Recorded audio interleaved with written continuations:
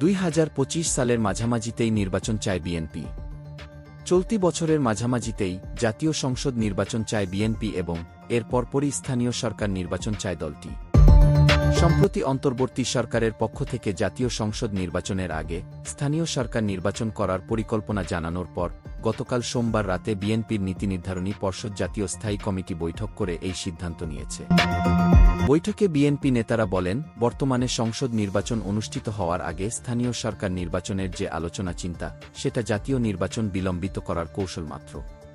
নাম প্রকাশ না করার শর্তে স্থায়ী কমিটির এক সদস্য বলেন, সরকারের উচিত স্থানীয় সরকার নির্বাচনের পরিকল্পনা বাদ দেওয়া এবং জন আকাঙ্ক্ষার সাথে সঙ্গতি বজায় রেখে বছরের মাঝামাঝি সময়ে জাতীয় নির্বাচন আয়োজনের দিকে মনোযোগ দেওয়া।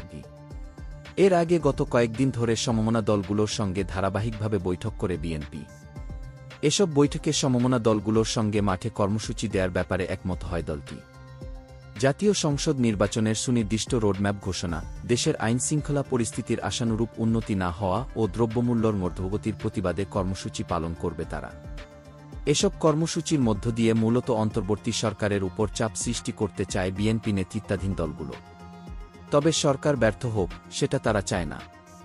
তাদের মতে সরকারের ব্যর্থতা মানে গণতন্ত্রকামী রাজনৈতিক দলগুলো ও জনগণের ব্যর্থতা।